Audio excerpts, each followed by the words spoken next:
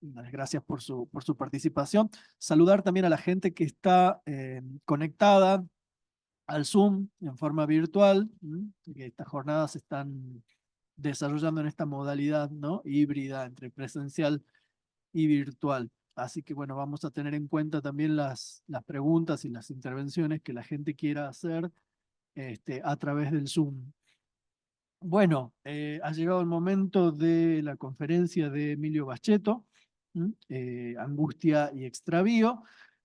Antes de comenzar, bueno, quería comentarles que Emilio Bacheto es médico psiquiatra, psicoanalista, miembro de la EOL y de la AMP, entre numerosas actividades e inscripciones institucionales, ¿no?, que tiene en su recorrido, de la cual podríamos mencionar algunas, como bueno, su relación con la biblioteca analítica también, que es una relación ya de varios años, y no solo con la biblioteca analítica, sino con el NOA, podríamos decir. Emilio viaja permanentemente a Tucumán, a Santiago, a Salta, todos los años está con los compañeros de Salta, de la Fundación Cultura Analítica, de atención analítica, participando frecuentemente y generando encuentros y cruces y lazos de trabajo, ¿no?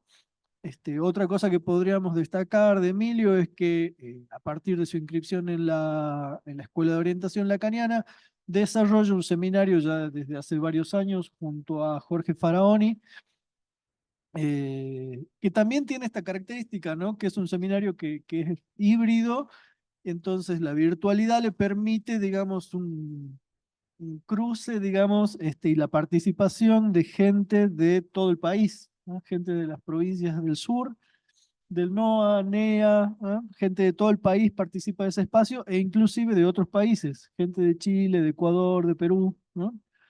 Así que bueno, Emilio siempre cruzando, atravesando y enlazando fronteras.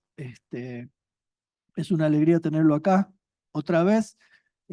Y además que muchos de casi, bueno, no digo todos, pero muchos de los seminarios que se han ido dictando a lo largo de estos años, luego han sido publicados por Soroy Ediciones. Así que ahí pueden encontrar, por ejemplo, Se puede vivir en una civilización sin Dios. Atención virtual ya fue publicado también. Todavía no. Bueno, pero saldrá ya próximamente. Sujeto responsable, que fue el seminario que se dictó durante 2023. Bueno, sin más, los dejo entonces con Emilio Bacheto y su conferencia. Bueno, muchas gracias, Raúl. Pero no volver a tirar ninguna copa más. Le pido disculpas a mi amigo Hugo que le manché el saco y al local que manché. Me siento culpable ahora. Voy a pasar de la angustia a la culpabilidad así, de un solo saque. Este, bueno, muy alegre de estar acá y sobre todo compartir con colegas y amigos. Contento de estar con Damasia, con Hugo, con otros colegas, con Claudia, con Beatriz, eh, colegas a quienes aprecio mucho y de aquí de la Biblioteca Analítica, como dijo Raúl, que es un espacio con el que venimos trabajando ya hace un tiempo. Incluso estaba haciendo memoria de cómo se constituía para mí la serie, ¿no? De cómo habíamos hablado en algún momento de la psicosis, del suicidio, de las urgencias, del aburrimiento y ahora de la angustia, ¿no? Entonces, para mí también se armaba una serie muy particular. Eh, Debo decir que ni la filosofía ni la teoría son mi fuerte, sino más bien la práctica analítica. Es decir, soy esencialmente un clínico y cada vez que tengo que dar alguna charla, una conferencia o alguna clase, lo que trato es de pensar cómo ese tema se reproduce en la clínica efectiva, es decir, cómo escucho yo a la gente que viene a verme y este, cómo eso se puede entender con las herramientas que tengo del psicoanálisis para poder después explicarlo. Es decir, extraer de mi experiencia, eh, no solo de la experiencia directa, sino también de los tropiezos, de las fallas, de los fracasos, y algunas veces también, ¿por qué no?, de los hallazgos que uno encuentra en la clínica.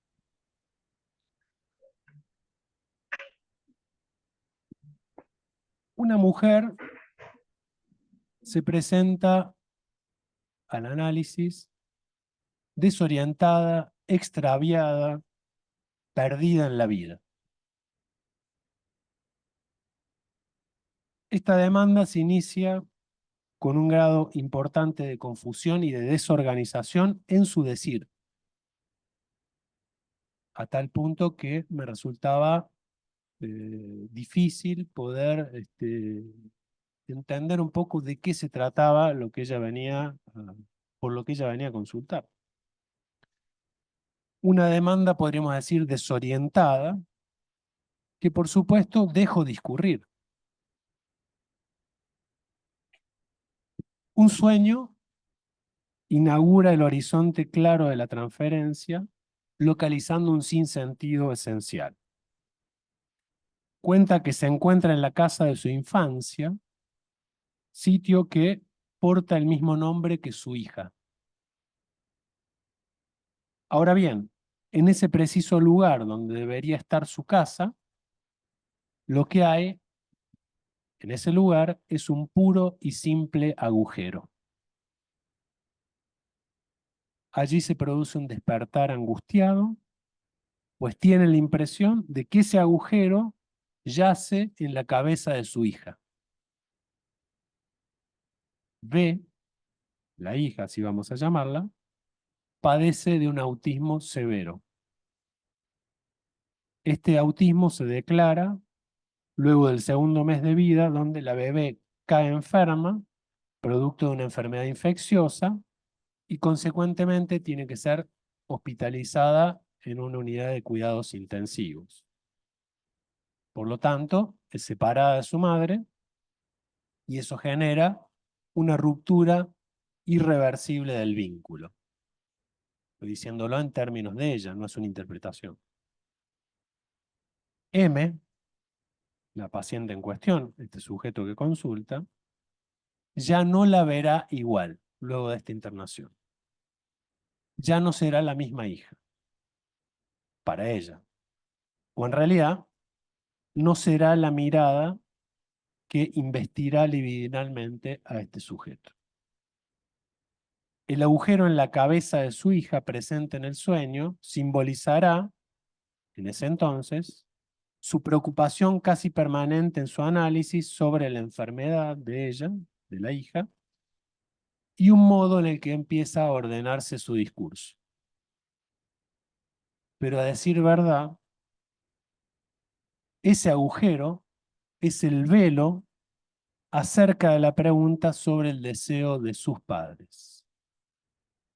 Les vuelvo a recordar, en donde debía estar la casa natal, la casa de la infancia, hay un puro y simple agujero. Siempre todo en su historia fue desmaterializándose, desarmándose, como su propio discurso, podríamos decir. Hija de un padre errante, el cual, una vez divorciado de su madre, quedó a la deriva, sin poder anclar en ningún trabajo ni lugar, hasta morir en una pensión. Se fue desmaterializando, según sus términos. Fue perdiéndose de vista. Su madre, imperativa, aturdidora y estragante, podríamos decir, dominó locamente la escena de su vida. En el análisis surge una orientación. Siempre se interesó por la fotografía y el arte. Un recuerdo infantil oficiará de guía. Su padre había pintado un cuadro en donde se retrataba una niña con la mirada extraviada. Esa niña, con la mirada extraviada, será la perspectiva en donde paradójicamente ella habrá de orientarse. Junto a la fotografía, al ser fotógrafa como trabajo y parte de su sustento, se interesará también en la pintura, pero buscando con fruición los detalles en los que nadie repararía más que ella. Ella ve cosas que los otros no ven. Su vida, que hasta entonces estaba monopolizada por la preocupación sobre la educación y el tratamiento de su hija autista, empieza a tener otra motivación: estudiar curaduría, sin interesarse en las piezas de arte.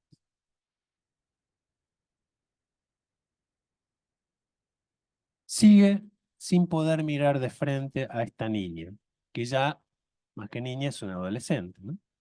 Ha crecido.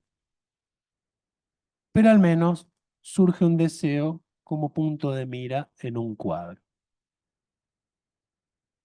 Una sesión trae una vez más el lamento acerca de ella y los imperativos que resultan de los tratamientos y los trámites a realizar por la prepaga, bueno, todos los problemas ligados a, sabrán, ¿no es cierto?, gente que trabaja con pacientes autistas, toda la problemática administrativa que eso implica. Bueno, la escucho sobre esas cosas, lo refractaria que resulta su hija a las órdenes, tanto de ella como de su marido, bueno. La ejemplifica como Rayman. ¿Se acuerdan, no? De Rayman, de la película que tiene como protagonista a Dustin Hoffman y a Tom Cruise, ¿no? Bien. La ejemplifica como Rayman. Al quejarse nuevamente de no haber podido generar un lazo con ella, trastabilla y dice en su lugar Man Ray. Yo digo que es Man Ray. Y se sorprende y se ríe por primera vez. Hasta aquí durante años era un lamento boliviano, era una cosa tremenda. Todo el tiempo llorando, en principio en un discurso muy desorganizado, confuso, luego llorando ordenadamente, digamos, en el análisis. Este lapsus Man Ray tiene un poder creacionista, podríamos decir, un plus poético, que produce un sujeto en esa falla y a la vez orienta hacia una forma diferente de la mirada. Hasta aquí el caso. ¿Por qué el título? Angustia y extravío. Lo que experimentamos, o al menos experimento yo, en lo personal, o que escucho en mi consultorio, o en las instituciones que frecuento, todos saben que yo invierto gran parte de mi tiempo supervisando residencias, hospitales, dando clases y demás, sencillamente porque aprendo de eso, ¿no? No sé, no creo que aprendan de mí, sino más aprendo yo de lo que hago. Y de escuchar a gente que se sorprende en la clínica, cosa que en nuestros colegas no es muy frecuente, digamos. Vemos colegas que son muy experimentados, digamos, gente que tiene mucha experiencia, entonces no están dispuestos a sorprenderse de nada. La gente joven, los residentes, los que empiezan en la clínica, tienen esa frescura que a mí, por lo menos, me sirve para sacarme las telarañas de la oreja, por así decirlo. Lo que veo en estas visitas, digamos así, y en mi propio consultorio, es un fenómeno de báscula entre la errancia o el extravío y las urgencias. No pareciera haber punto medio. Son muy pocos los que concurren porque verdaderamente quieren analizarse en un sentido tradicional del término. Más bien concurren o extraviados o en plena urgencia subjetiva, como se habló en la mesa anterior. Vamos a hablar de la angustia, no de las urgencias subjetivas, que no son tantas, ¿no? Las urgencias subjetivas son la angustia, el trauma o la perplejidad. No hay más que eso, en la lógica de la urgencia. Esto es producto de eso que Lacan llamó la evaporación del padre, o su cicatriz más bien, o por qué no también la pluralización de los nombres del padre y su degeneración catastrófica, como dice en el seminario 21, cuando existe un dominio absoluto del deseo de la madre y la implementación de un orden que Lacan va a llamar un orden de hierro. No es el orden simbólico, no es el orden que introduce el nombre del padre, sino que más bien es un orden inflexible. Se presentan sujetos extraviados, descarriados, sin brújula, sin ancla, existencias flotantes, podríamos decir, o desengañados. Que decía hace un rato Federico, los desengañados también hablabas, Federico, no sé dónde está. Allá está. Federico Vázquez, decías vos, los desengañados, pero no son los angustiados. Son los desengañados, es decir, los que no se dejan, los no incautos que llama Lacan, los que no se dejan engañar por su inconsciente y que no padecen la certeza de la angustia. Entonces, por un lado tenemos los angustiados y por otro lado los desengañados. No son los desengañados de la angustia. En el otro movimiento de esa báscula, entonces, tenemos por un lado estas existencias flotantes, por otro lado, el sujeto que padece de una fractura aguda de la cadena significante, en donde se manifiestan fenómenos de sinsentido, de vértigo, de desvalimiento, propios de la urgencia subjetiva y en particular de la angustia. Entonces observamos dos ejes contrapuestos, un eje sincrónico y un eje diacrónico. En el eje sincrónico la angustia, Lacan va a decir en el seminario inexistente, ¿en qué tiempo, si puedo referirme al tiempo, ocurre eso que llamaría, lo estoy glosando, en un acontecimiento sincrónico que es la angustia? O sea, la angustia siempre está en sincronía. El ejemplo que también propone Lacan para la angustia es la síncopa, que es una figura musical, ustedes saben, que tiene que ver con, lo miro a Sebastián, la acentuación del tiempo fuerte sobre el tiempo débil. Es decir que siempre estamos, ¿no? Como ahí que se me cae el vaso del café y que chorreo todo. Nunca aparece cuando le esperamos. Y es así. Pero si venía bien hasta acá, ¿cómo es que me angustio? Y sí, flaco, porque no te vas a angustiar cuando te tenés que angustiar. Te angustias de manera sincopal. Nunca va a aparecer en el momento que lo esperamos. Esa es la angustia, precisamente. Y esa es la figura del objeto. El objeto es sincopal. Es una buena idea para pensar también el objeto. Me parece a mí. Hay algo que dice Lacan en el seminario 21, donde en esa diacronía, en la sincronía tenemos la angustia, en esa diacronía tenemos una especie de impulso, dice Lacan, que aun cuando se detienen las cosas, eso continúa, ¿no? O sea, continuamos errantes. Y podríamos decir es la condición humana, somos todos errantes. Tratamos de buscar algún S1 que nos ancle en nuestra existencia. Tenemos esa debilidad que es el nombre del padre o el Edipo, con lo cual nos orientamos en un delirio colectivo, pero al fin y al cabo somos todos más o menos errantes, ¿no? Hay algunos que tienen una errancia por estructura, ¿no? La psicosis. Y hay otros que son simplemente desbrújulados. De esos estamos hablando, ¿no? Con estos dos ejes no estoy haciendo otra cosa que ilustrar eso que Lacan comenta en un escrito muy temprano titulado La agresividad en psicoanálisis, el desarrollo de nuestra praxis. Él lo resume de manera muy sencilla. Nuestra praxis se organiza en dos categorías, tiempo y espacio. El tiempo y el espacio. ¿El espacio qué es? El espacio donde se desarrollan los síntomas. Esto tiene que ver con lo que voy a hablar hacia el final. Y el tiempo tiene que ver con la dimensión de la angustia y su incidencia. Verán ustedes que toda la clínica se puede resumir ahí, en un manejo del tiempo y el espacio. Parece sencillo, pero no lo es tanto.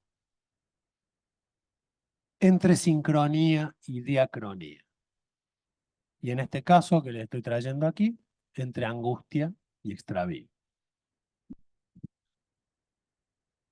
Desde luego, la época freudiana y un poco antes, el extravío no era un problema, sino más bien un ámbito de exploración.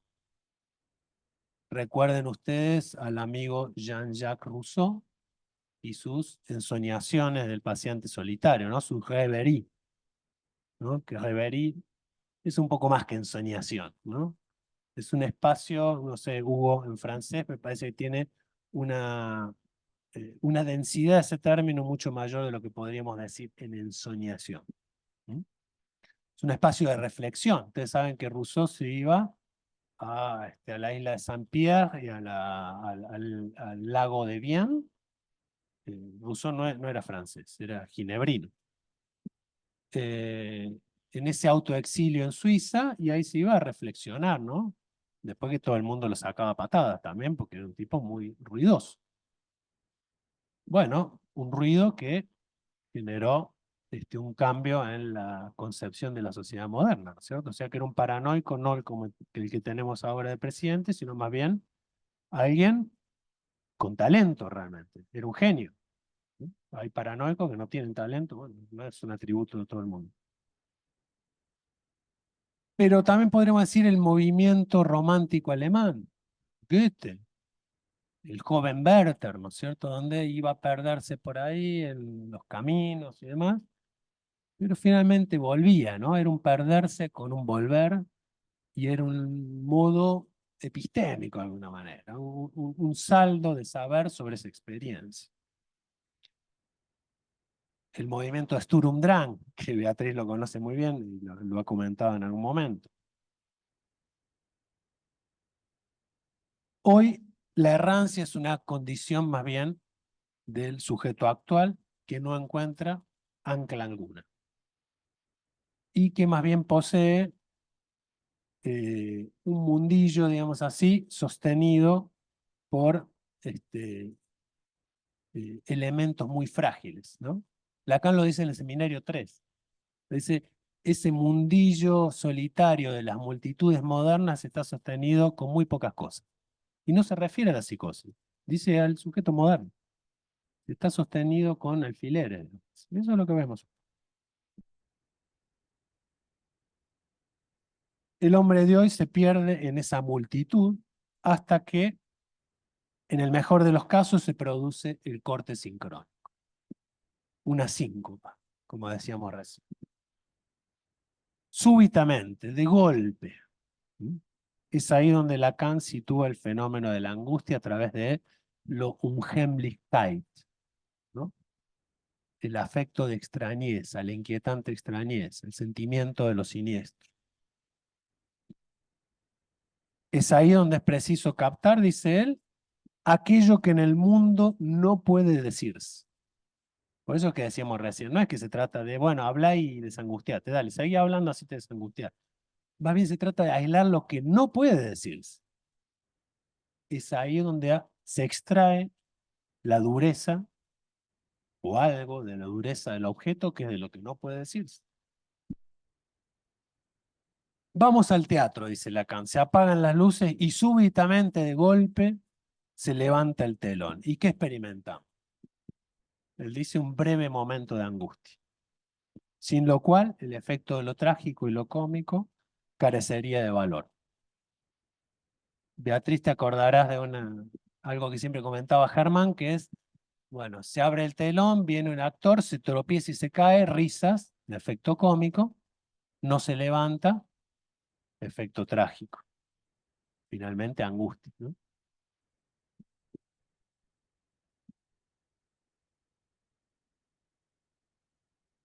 Incluso para captar la dimensión del bits freudiano, es preciso capturar un tiempo anterior que esté ligado no a una chispa ni a lo cómico, que sería la satisfacción, sino más bien a una inhibición. Esto es Freud mismo.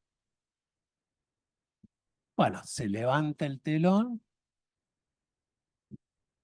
Autores fenomenológicos como alguien que me gusta mucho, que es Klaus Conrad, tiene uno de los grandes escritos fenomenológicos sobre la esquizofrenia, que es quien utiliza la expresión del trema ¿Conocen ese término? Trema. ¿Sí? Muy bien. Y es una expresión del argot teatral, ¿sí? Que describe el estado de tensión por el que pasan los actores antes de subir a escena. Del mismo modo que le puede ocurrir al conferenciante, al músico, al político, todo aquel que llega a exponerse pasa por eso que se llama la fiebre de Candilejas. En suma, esa sensación febril de encontrarse a la luz. El trema es descrito por Conrad como el pródromo del desencadenamiento psicótico, el cual generalmente, dice él, es trémulo, atormentador e incontrolable. Causa espanto y una sensación y una tensión terrible. Además, Conrad ubica con todas las letras, dice él, una topología de la situación al hablar de un campo estrechado. Preste mucha atención porque eso en la psicosis es muy claro. Cuando algún psicótico, previo al desencadenamiento, te va diciendo, ya no tengo salida, ya se me van cerrando todas las puertas, no me queda, ¿no? Hasta que se produce la ruptura, ¿no? El quiebre, lo que Lacan llamaba el desencadenamiento. Se le cierran las barreras, del cual no puede salir. El actor, por el caso, puede en último momento renunciar, huir de ese campo, que sería la escena, pero mientras no lo haga, sino que espere, dice Conrad, a su salida a escena, no tiene libertad alguna. Es algo que este autor, Conrad, reconoce como un estado de urgencia, auténtica urgencia. Bueno, Lacan destaca que de lo que se trata es de la inquietante extrañeza, del Unheimlich, como decíamos recién, en lo cual se marca la angustia y se relaciona con lo que decían también en la mesa anterior, con esa escena del mundo. Creo que vos, Sebastián, hablás de la escena del mundo, ¿no? Es muy interesante esa referencia de Lacan en Seminario 10 porque también él alude a Levi-Strauss. Porque ¿qué es el mundo? Sino un depósito de mundos, dice, ¿no? No existe el mundo, sino que el mundo está estratificado, ¿no? Son restos fósiles, diría Levi-Strauss en el pensamiento salvaje, ¿no? Y lo que recogemos son los testimonios de esos restos fósiles, armando lo que mencionabas que dice Lacan, la escena del mundo. Después Lacan va a decir más adelante, la historia es un compendio de fantasmas, creo que ese es el término que utiliza. Súbitamente se levanta el telón y aparece esa apertura, ese corte neto, que es el funcionamiento del significante habiendo un surco en lo real. Y haciendo aparecer aquello que no es del orden del sentimiento, sino del presentimiento. Es decir, lo que está antes del nacimiento del sentimiento, antes de esa mentira sentimental, esa certeza atroz. Certeza atroz lo va a llamar Lacan. O certeza terrible, como se traduzca. Estamos en un problema, ya que Lacan define a la psicosis en los mismos términos que a la angustia. Si uno se va a revisar las definiciones del fenómeno elemental, en el seminario 3, es la misma definición de la angustia. Y si uno va al escrito de la cuestión preliminar y busca la definición ya no del fenómeno elemental, sino de la significación enigmática, equivalente al fenómeno elemental, usa la misma definición de la angustia.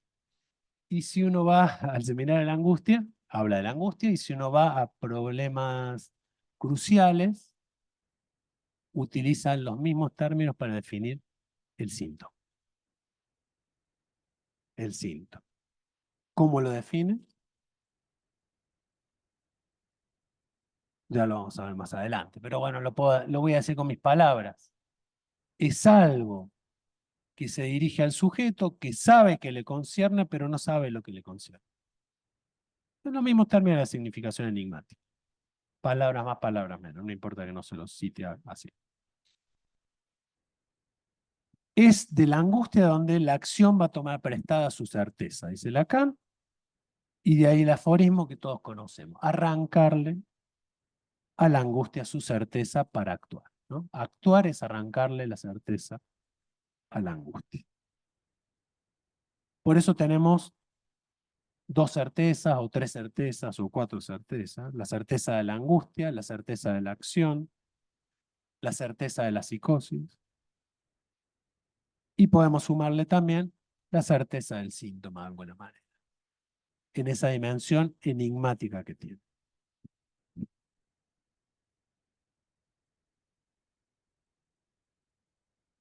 El síntoma señala al sujeto, dice también en problemas cruciales Lacan. ¿Me estoy extendiendo mucho? ¿Puedo avisarme cualquier cosa? O si se aburren, me putean y puedo cambiar de canal y a decir otra cosa. Podríamos decir que la angustia como fenómeno sincrónico y sincopal, acuérdense de ese término, siempre reproduce en la urgencia subjetiva una clínica del enigma homóloga a la perplejidad. Es decir, es una clínica de la pregunta, se dijo acá. ¿Qué me quieres? ¿No? No es que quieres, sino ¿qué me quieres? El reflexivo es importante.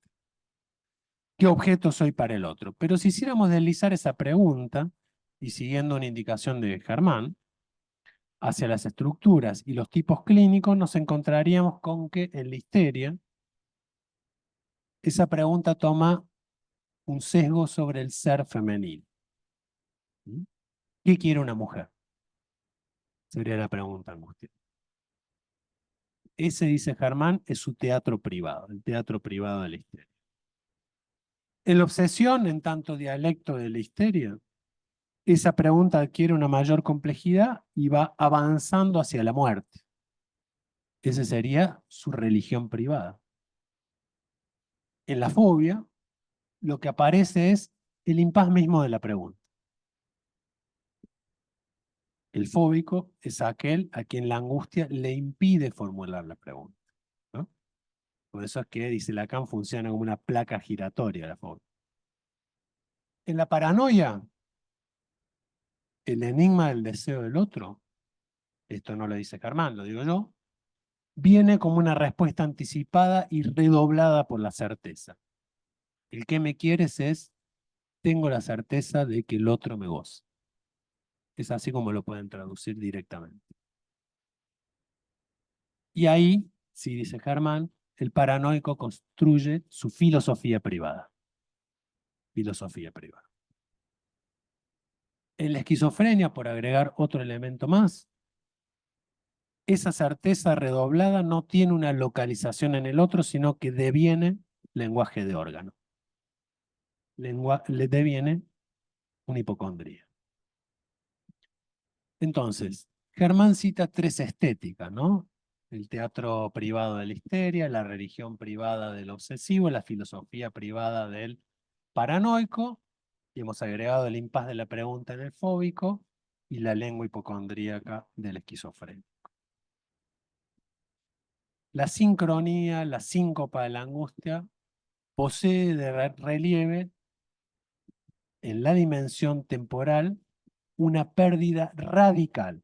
Ese es el término que utiliza Lacan. Se produce una pérdida radical que constituye, tiene que ver con la constitución misma de la subjetividad. Esa pérdida radical es constitutiva de la subjetividad humana. De la página 148. Se acordarán también, en otro lado, Lacan utiliza la frase de San Agustín, ¿no? Interfaeces urinum et fascinum, ¿no? No, claro, entre orinas y heces nacemos, ¿no? O sea, de hecho, Lacan introduce la constitución de la subjetividad misma a partir del objeto resto, a partir de la caca, del meconio. Habla del sujeto neonatal también en algún otro lado. Pero hay una pérdida radical, ¿no? Lo que está puesto de relieve es un pedazo del cuerpo, ¿no?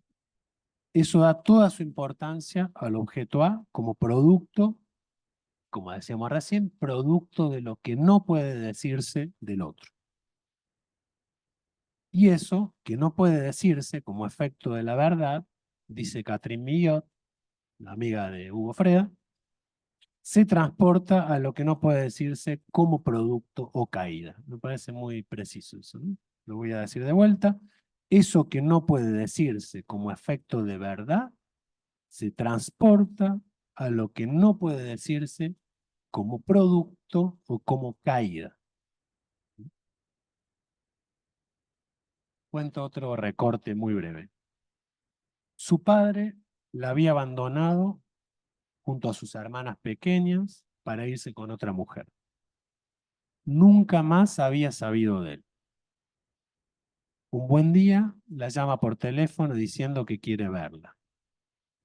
Se citaron para encontrarse en un bar al cual ella llegó más temprano y ansiosamente miraba hacia la esquina para ver cuándo era el momento donde ese hombre podía aparecerse y sin saber si iba a poder reconocerlo, porque había pasado mucho tiempo. En eso se acerca un hombre mayor y de repente le sobreviene la frase, son mis ojos. Punto de angustia hizo imposible la consecución de tan esperado encuentro. Son mis ojos. Es decir, hay un pedazo del cuerpo que aparece en el campo del otro y se sucede la angustia. Es un pedazo del cuerpo, son los ojos, efectivamente. Esa frase es contundente para especificar lo que es la angustia. Somos mirados, podemos decir, en el espectáculo del mundo, y la mirada es un objeto, un pedazo del cuerpo, claramente especificado aquí. La condición humana es inestable. Lo que va a decir Lacan en el Seminario 21 es que habría que entender un poco cómo hay una variabilidad de la inestabilidad humana, ¿no? Que digamos que sea inestable no alcanza, hay que decir qué tipo de inestabilidad tiene la condición humana, ¿no? En este caso estamos tomando un sesgo, pero podremos tomar varios sesgos y hablar de una clínica de la inestabilidad humana, ¿no? El término que utiliza Lacan es branlage. No sé si solamente quiere decir inestabilidad u otra cosa. Algo como endeble también, ¿no? Branlage. O Branlam, me parece que es algo endeble. ¿Eh?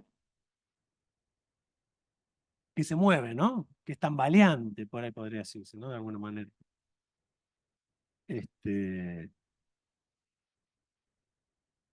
La angustia, como eje contrapuesto a la diacronía, a esa diacronía de la inestabilidad humana, es un corte en ese discurrir y un modo de frenar el extravío.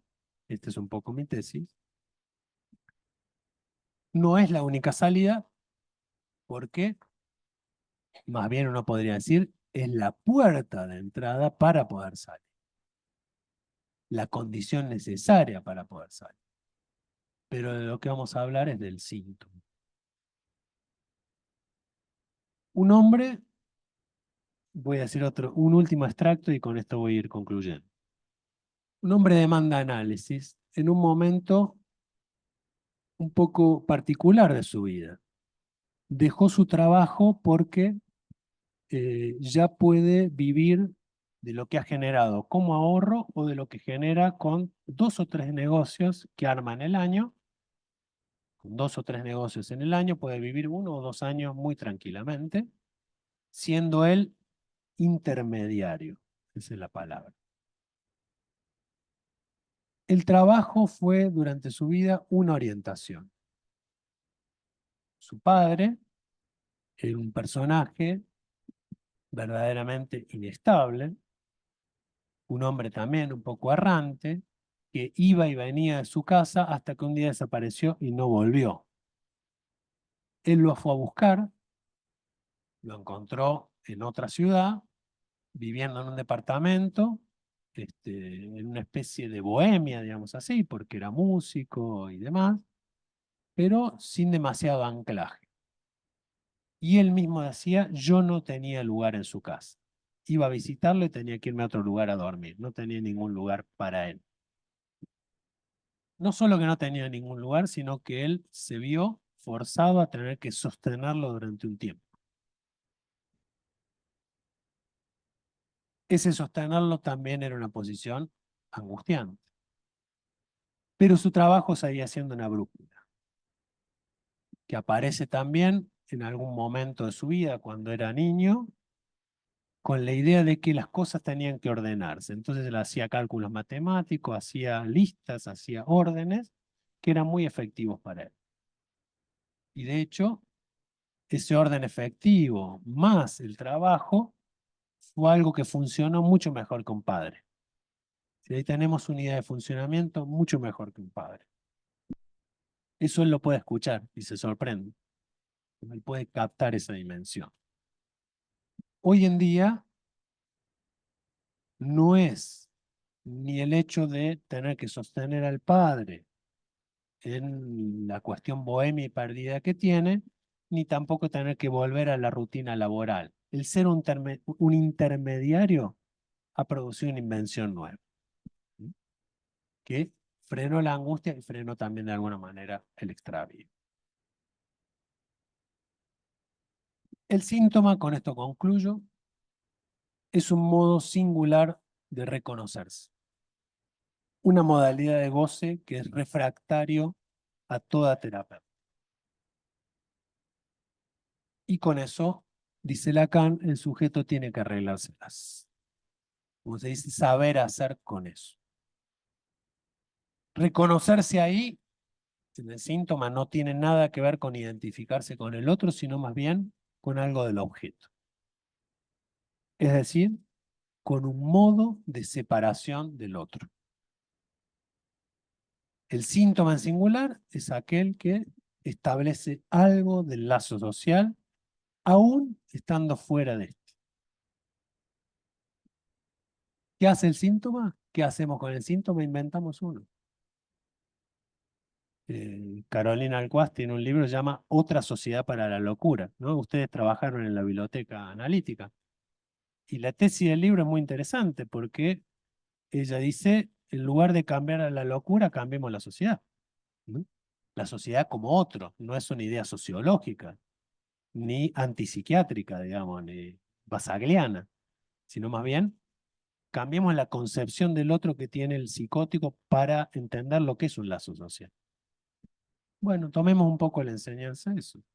Cómo el síntoma inventa uno nuevo y evita la errancia. Tenemos la angustia para poder acceder al síntoma, para poder fijar algo que no es la errancia. El otro día que estábamos con Damasia en unas jornadas del CEP, yo había leído una cosa de Ricardo Piglia, en el último lector, donde Piglia habla de lo que era la guerrilla para el Che, ahora que estamos en el tema de la guerrilla. Cuenta Piglia que el Che Guevara, una vez terminada la experiencia en Cuba, define las características del guerrillero como la de un pequeño grupo que funciona por fuera de la sociedad y que es capaz de afrontar cualquier situación. Es un grupo, dice, de élite que parece vivir en el futuro. Me encantó esa frase. Es un grupo de élite que parece vivir en el futuro. Pero lo interesante de esto es que el guerrillero lo que hace es inventar un nuevo lazo social, por fuera de la sociedad incluso. Es en términos políticos, uno podría decir, una identificación al síntoma para lo mejor y para lo peor. Pensemos que Lacan, hacia el final de su enseñanza, llega incluso a reemplazar la noción de inconsciente por la de parletre, proponiendo incluso hasta un contrapsicoanálisis. Pero lo que pervive, lo que se mantiene inquebrantable incluso, es su noción de síntoma. Sí puede haber un psicoanálisis sin inconsciente, pero no sin síntoma, para Lacan. Un síntoma que, como la guerrilla para el Che, no se cura nunca, y con lo cual el sujeto puede batallar con la angustia el trauma o la perplejidad. Implica una solución más o menos ruidosa que cada cual puede llevar en su bolsillo para lo mejor o para lo peor. Nada más.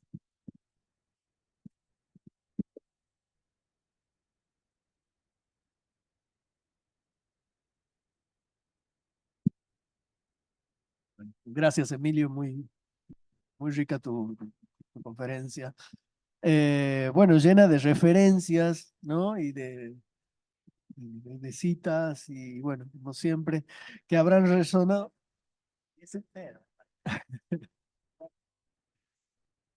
Supongo que habrá resonado, digamos, algunas de estas tantas referencias, ¿no? Que nos trajo Emilio, habrá resonado de alguna manera particular en cada uno de nosotros. Así que a mí en particular esta perspectiva, ¿no? De pensar la angustia, al contrario de lo que se dice muchas veces, la angustia como algo que extravía, la falta de referencias, y, ¿no? Más bien como la angustia como algo que permite, digamos, cierto anclaje, digamos, ¿no? O es el principio, digamos, de una salida a la errancia, ¿no? Así que muy interesante esa perspectiva, ese modo de pensar la angustia. Este, nada, abrimos ¿no? el espacio para las preguntas, si te parece. Viste, fijar algo. Incluso lo que hablaban en la mesa anterior, ¿no? De la tristeza o la depresión. ¿Cómo se sale de la depresión? Como rechazo de saber, como rechazo del inconsciente, con angustia. Curar la depresión con angustia. Es algo contradictorio, pero es así.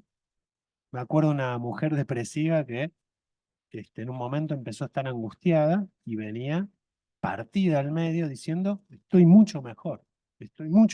Se la veía porque estaba angustiada y lo entendí perfectamente. Es decir, había una verdad aguijoneante para ella. Había algo que la acuciaba, que la ponía en urgencia. ¿Por qué? Porque la depresión no es ninguna urgencia. La depresión está, nuevamente, ¿no? Volvamos a hacer estos dos ejes, un eje sincrónico, un eje diacrónico. Alguien viene en depresivo, viene en un eje diacrónico. Hay que introducir una sincronía. Esa es la figura del analista trauma, el analista que angustia. Usted no viene angustiado, bueno, yo lo voy a hacer, voy a ser su peor pesadilla, ¿no? Como decía Germán, ¿no? Cuando uno se iba con un problema con Germán, iba a verlo y se volvía con dos problemas. El propio y Germán mismo como problema, ¿no?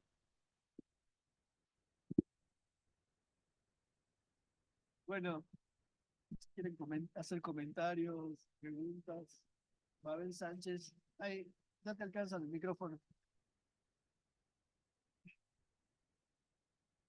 Dale. Esto lo que planteabas, bueno, gracias por la conferencia en general, para seguir investigando respecto a los enigmas. Pero planteabas esta cuestión, ¿no? De cómo se apela a justamente que la angustia no emerja, ¿sí? En el sentido de la medicación. Que no la angustia no emerja en el sentido de la medicación, o sea, medicar inmediatamente. Vamos, ¿no? Porque justamente el título que le habíamos puesto al trabajo con Soledad era justamente, la angustia no es patológica. Y efectivamente, la angustia no se coloca del lado del patos, sino que eh, no es un concepto, sino que es el artificio, me parece, que nos dio Freud para poder accionar ahí, digamos, cuando nos está indicando justamente que se trata, digamos, en sus formas y variantes de presentación, pero que está ese real y que incluso Freud lo decía, ¿no? Ese resto no asimilable. Es decir, hay algo ahí, digamos, que no se deja, no se puede poner en palabras y sin embargo, bueno, se va trabajando con esto. Y eso me parecía importante porque también en los tratamientos, cuando se cree que la persona está mejor, y hay que tener cuidado porque si está medicada no está mejor, puede estar anestesiada. Porque justamente cuando se retiran los medicamentos es cuando vuelve otra vez a aparecer esto porque no ha sido tratado de la manera ética que el psicoanálisis propone. A eso hay que tener mucho ojo con la cuestión.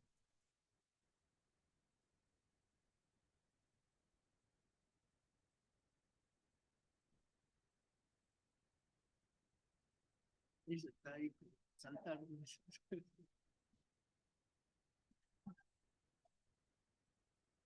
Pará.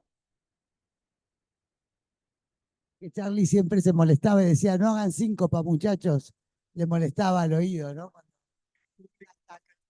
¿No? El de redoblar. No, que dos cosas que se pueden leer de otra manera en la mismo Lacan. En vez de sincopal, la pulsación temporal, porque el seminario 10 es un seminario, digámoslo bien, bastante oscuro, ¿no? Por dentro. Que el seminario 10, el seminario de la angustia, verdaderamente es un seminario en el que Lacan pone un montón de mojones, pero los desarrollos vienen siendo más fáciles de abordar en los seminarios siguientes. En el 11, donde va a tomar el inconsciente freudiano y el mío, justamente va a llamar a esto pulsación temporal, el terreno de lo no realizado.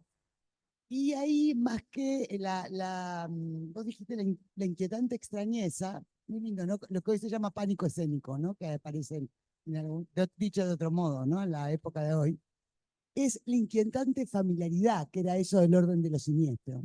No era lo extraño lo que inquietaba, sino lo familiar que se volvía extraño. O sea, que es algo, vos lo dijiste, vos le usabas una palabra que era como comprometerse ahí, en eso, estar comprendido, ¿no?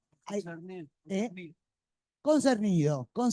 Ahí, eso estar concernido es que es una inquietante familiaridad. Si es extrañeza, bueno, estamos en otro lugar. Va eso. Pero aparte me hizo acordar a Charlie.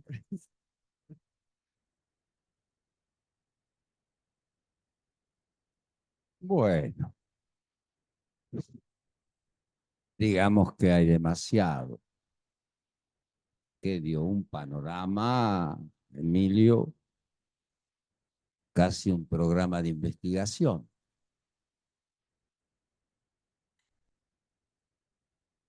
Voy a empezar por algunas pequeñas y después iré a una pregunta que me parece que quisiera hacerle. Dos. La primera, que hay un tango que dice, estás desorientado y no sabes qué tren hay que tomar. Uno ya podría responder, anda a ver Emilio Bachet.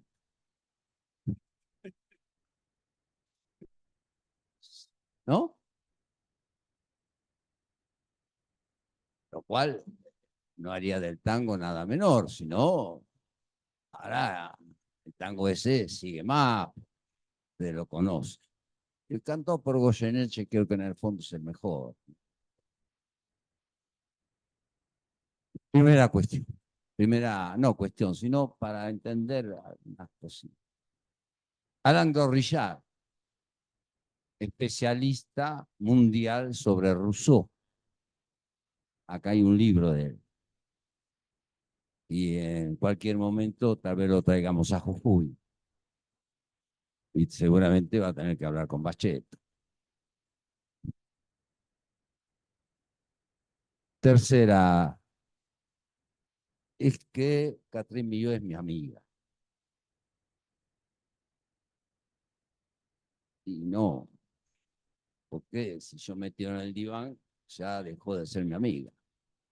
¿Qué va a hacer?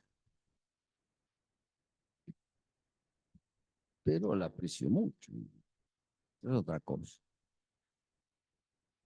Y ahora empezaría dos preguntas. ¿Cuál sería la clínica del enigma de la cual él habló? Hay una clínica del enigma que es ser Joyce. Ahora todos no son Joyce. En última instancia, Ulises es como Joyce hizo una clínica del enigma.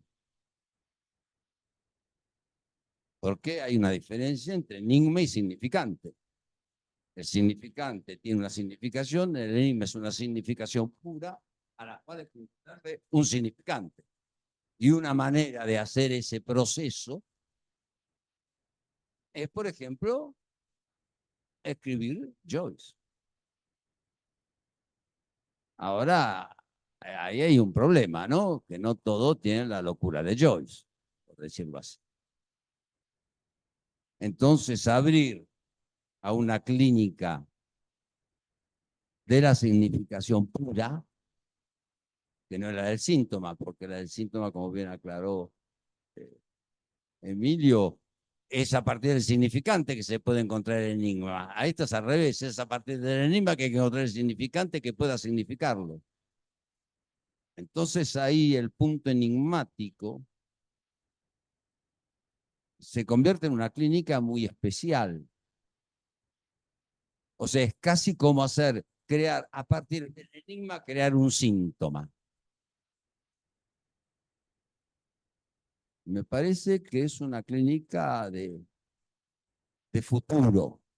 Porque cuando el enigma viene acompañado de lo que él dijo, del declive del nombre del padre. Y muchas de estas, uno de los casos que presentaba es quién es mi padre, dónde vive, son mis ojos, es un bohemio, o sea, la madre sólida y el padre errante, por decirlo así. O sea, tendría que haber tal vez una razón de ser y una articulación necesaria a hacer entre el declive del nombre del padre, la pluralización del nombre del padre y el enigma. Sería, por eso decía que es un programa de trabajo, lo cual daría como un eventual o provisorio resultado lo que él llamó una topología de la psicosis. Que más allá que Lacan habla de eso, nunca la hizo esa topología de la psicosis.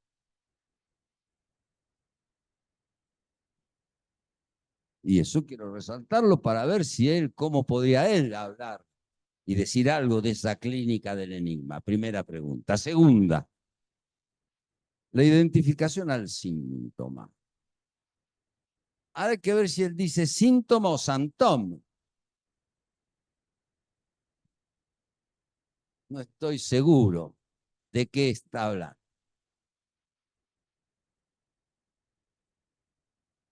Y yo creo que ahí hay un pasaje fundamental que también habría que estudiar.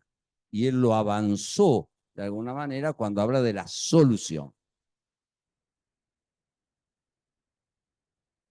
Que hay muchas declinaciones de la noción de solución, porque la solución no es un síntoma. Hay que hacer de la solución un síntoma, que es un trabajo particular.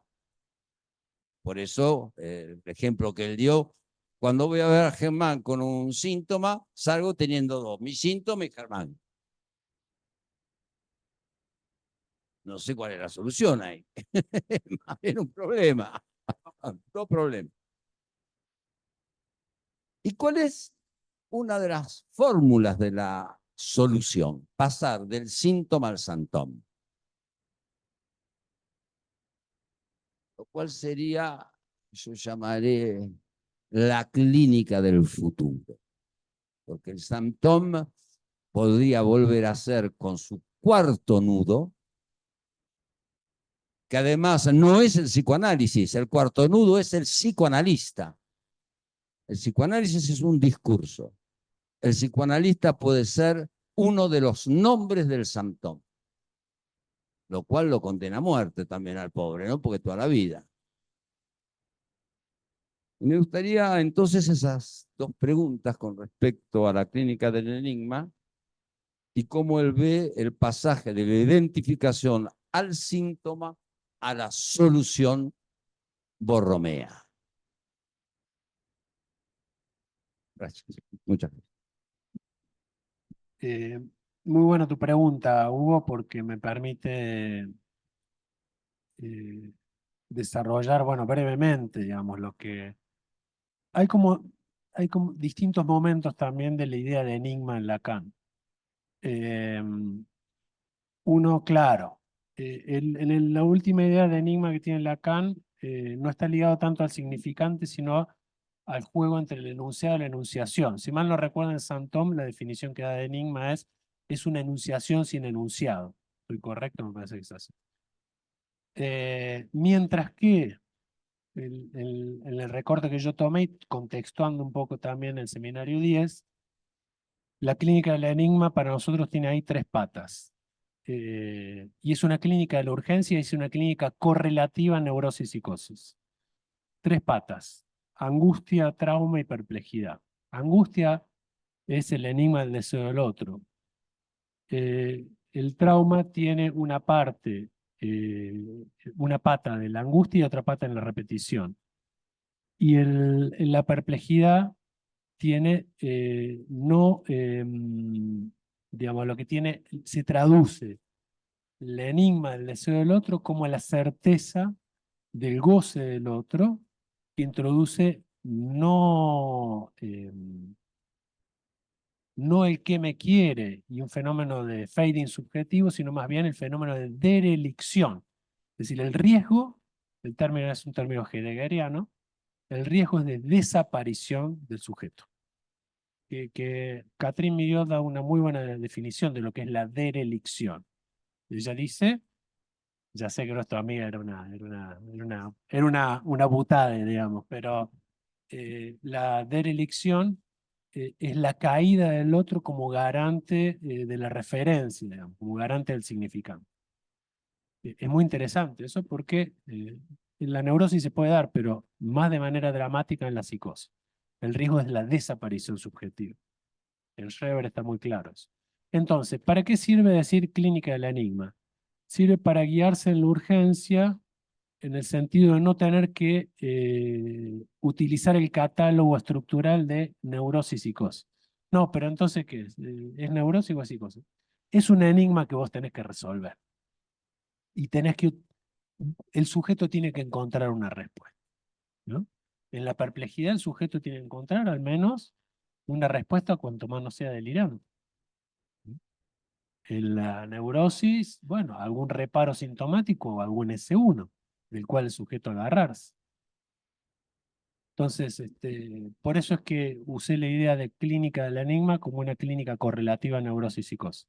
Claro, ya avanzado, el seminario 23, hacia el final, y la clínica borromea y la idea discontinuista, y vos lo introdujiste muy bien, ya la idea del Saint-Thome es prevalente, en el sentido de que ya es un síntoma sin inconsciente, y un modo de arreglo en el cual es cierto que el analista puede estar implicado. No es algo muy distinto, digamos, de la incomodidad que tenía Freud con la idea de inconsciente propiamente hablando. Freud en el Moisés, y ustedes saben que es el último gran texto que escribe Freud antes de morirse, en todo el texto del Moisés no menciona la palabra inconsciente en ningún lado. Y eso nos lo enseñó una vuelta Germán, tomando al escritor, no me va a salir ahora el nombre, el escritor liberal, el que tiene el texto sobre libertad y no sé qué cosa. No me va a salir ahora el nombre.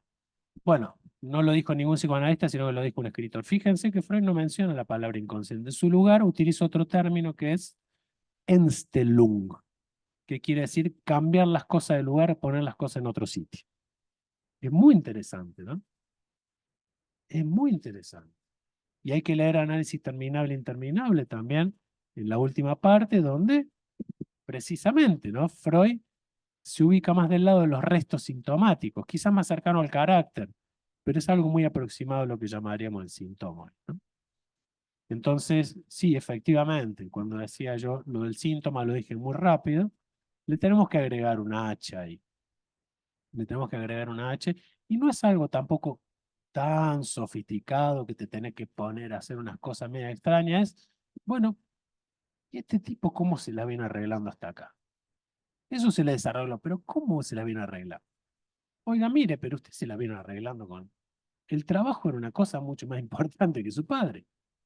Y usted me habla de su padre ahora y se pone a llorar de manera extemporánea y usted mismo se da cuenta que eso no sirve para nada. Pero esto de ser el intermediario es un salto, es un Aufhebung, ¿no? Es una superación en su análisis. Eso está muy bien. Vamos por ahí, ¿no? No me parecía. ¿Vas a decir algo?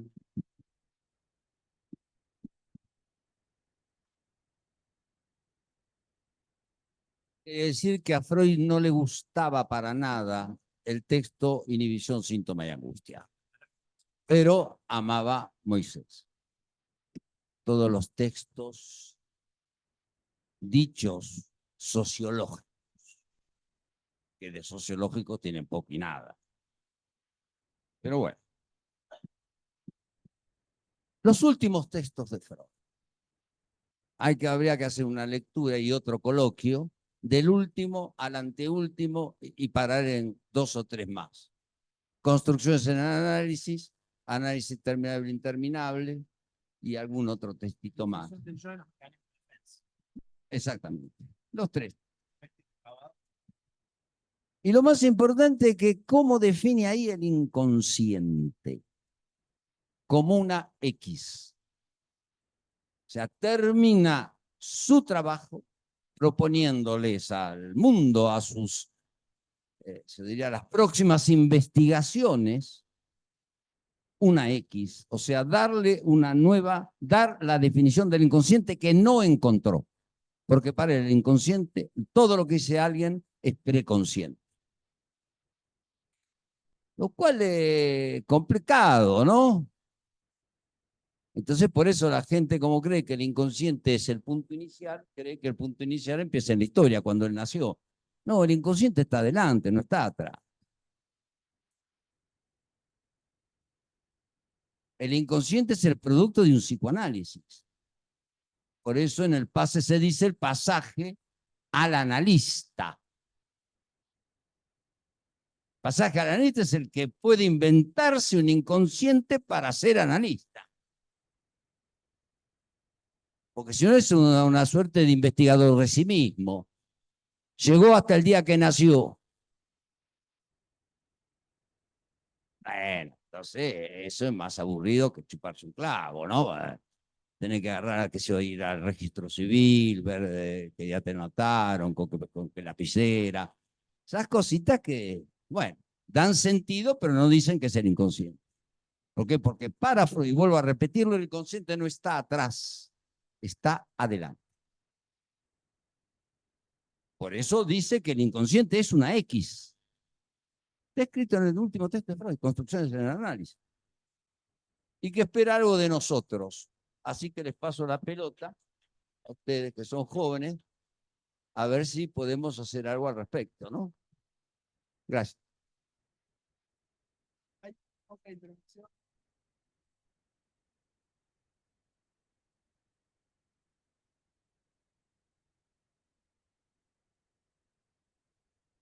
Hola, buenas tardes, Emilio. Justamente con respecto a lo que planteaba Hugo recién, se me ocurre hacer la pregunta con respecto a las 2 viñetas de los 2 casos que vos presentás. Vos marcás 2 significantes que son, por un lado, en el caso del caballero que había estado toda su vida ligado al trabajo, el ser el trabajador o el intermediario. Y con respecto al caso de M, vos marcás el significante al cual llega ella de Man Ray, que es como la inversión del nombre o del seudónimo que ella le había puesto a su hija, que era Rayman, ¿no? Que da cuenta, como vos decís, de la desconexión o de la falta de vínculo que había en este caso con respecto a la niña.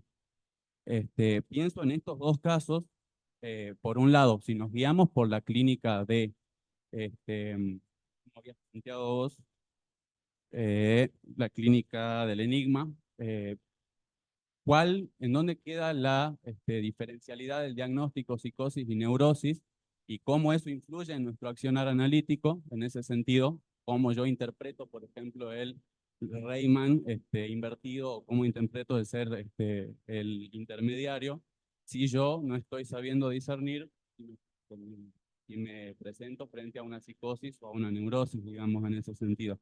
Es un neologismo, es un acto fallido, es un lapsus. ¿Hay algo más que decir atrás de el ser intermediario o el Y en ese sentido, esa sería mi pregunta.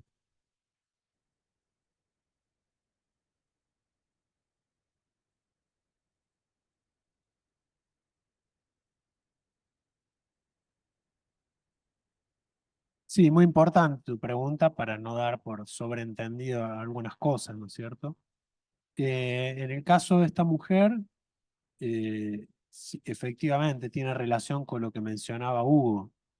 El inconsciente es, podemos decir así, existe a partir de que esa intervención la sorprende a ella, toca en ese aspecto como enigma de segundo orden, digamos así, porque es una formación del inconsciente, a la vez que es una invención porque también introduce un sesgo de la mirada, es decir, hay algo del objeto que se anuda a esa perspectiva de el mirar algo en los cuadros o el mirar algo en la foto o el captar algo en la foto que es absolutamente singular. Claro, sabe muy bien de qué está hablando, ¿no? Es un término que conoce muy bien. Respecto del hombre, si bien puedo decir ahora que es una neurosis, ya no interesa tanto. En el sentido que aún con el diagnóstico de neurosis, la orientación de la solución a de la que él trae es mucho más poderosa que el diagnóstico del tipo clínico o el diagnóstico estructural en ese sentido, y en este caso en particular. ¿Mm? No es para todos los casos. Hay casos donde la escucha y el ubicar en algún lado la estructura ordena en la transferencia. Pero en alguien que ya viene ordenado, que ya viene orientado de alguna manera por ese síntoma, por esa forma, por esa guía, por ese nomón, que es mucho más poderoso que un padre, habría que ver en qué sentido uno podría reducirlo a una neurosis o a una neurosis obsesiva. ¿Cuán viable sería eso, no? Me refiero a este caso, ¿no? En particular. Después podemos repetir mantras y cosas, bueno, el hombre de la rata, etcétera, etcétera, pero realmente no vi ninguna utilidad en este caso en particular. Y en el caso del intermediario, como vos planteás, él había estado vinculado al significante del trabajo, ¿verdad?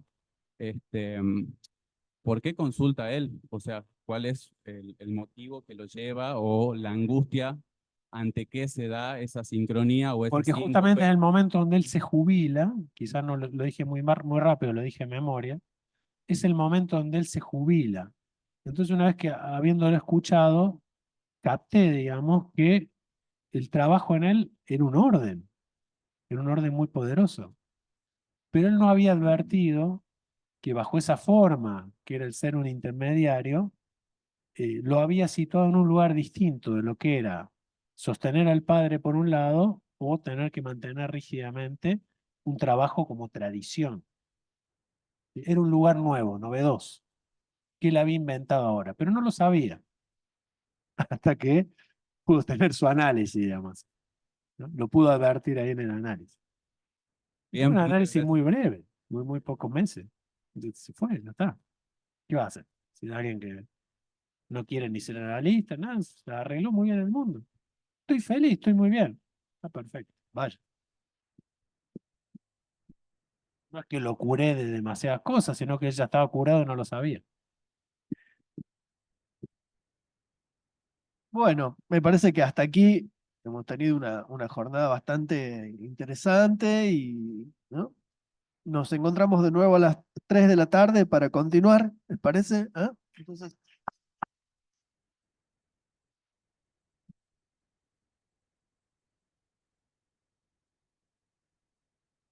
sí, muy bien, sí, me encantó.